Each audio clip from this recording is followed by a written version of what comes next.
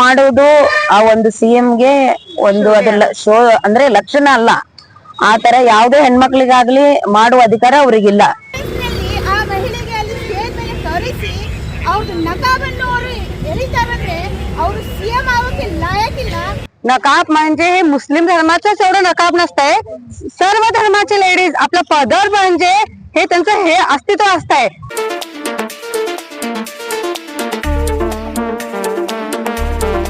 आज बेलगाम में टीपू सुल्तान अभिमानीगढ़ महावेदिकी की जानिब से बिहार के वजीर आला नीतीश कुमार के खिलाफ पुरजोर एहतजाज करते हुए डिप्टी कमिश्नर के जरिए सदर हिंद को अर्जदाश्त पेश की गई। हाल ही में एक खातून डॉक्टर के साथ हुए मामले को लेकर वजीर आला नीतीश कुमार के खिलाफ नारेबाजी कर इस्तीफा दिए जाने का मुतालबा किया गया।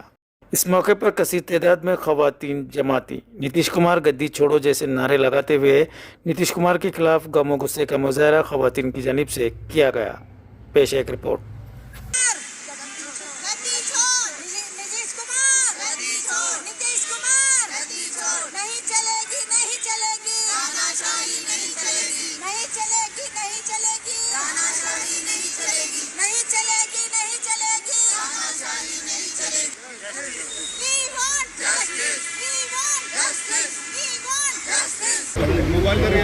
ನಮ್ಮ ಬಿಹಾರದ ಸಿಎಂ ಆದ ನಿತೀಶ್ ಕುಮಾರ್ ಅವರು ಮಾಡಿದ ಒಂದು ಕೃತ್ಯ ಅತಿ ಖಂಡನೀಯವಾಗಿದೆ ಸರ್.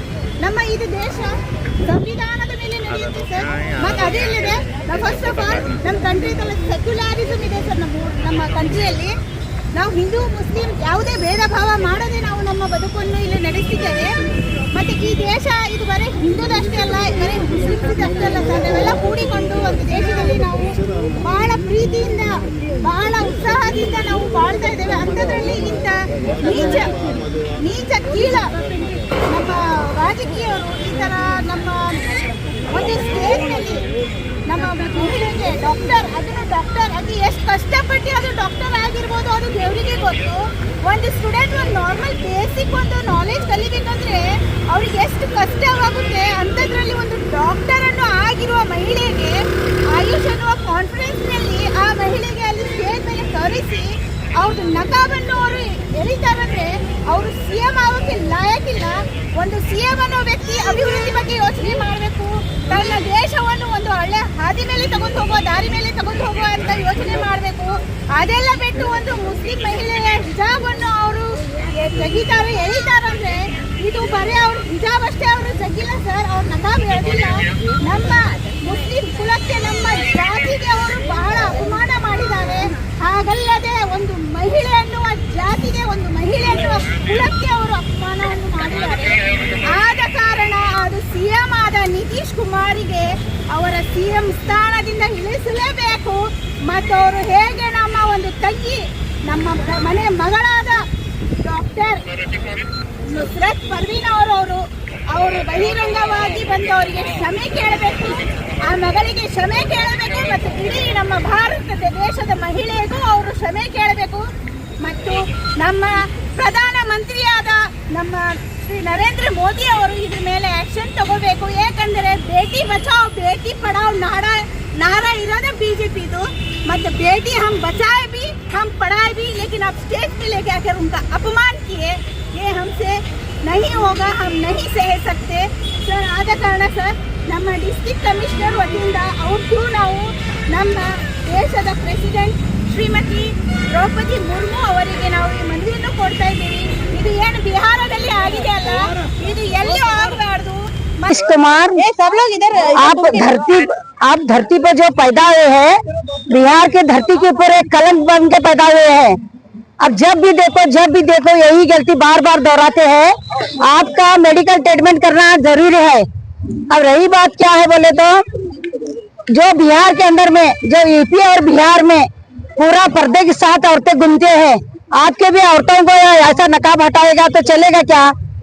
हाँ, एक जवान लड़की का, आप एक मुसलमान लड़की का आप जो नकाब हटाए हैं, इसका आपको गद्दी छोड़ना पड़ेगा अथवा माफी मांगना पड़ेगा अथवा आप मेडिकल ट्रीटमेंट करवाना पड़ेगा.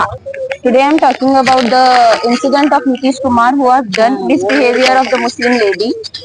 The behavior is not good. It's not like that he is illiterate. It's not like that he is uneducated. He is awarded the educated lady who is doing doctoring. How the behavior is not good, and if politicians do like this way, then what about the common people? So we have to. They need to justice the Muslim lady. It's not matter about the Muslim and Hindu. So we have to take over the scene of it. Thank you.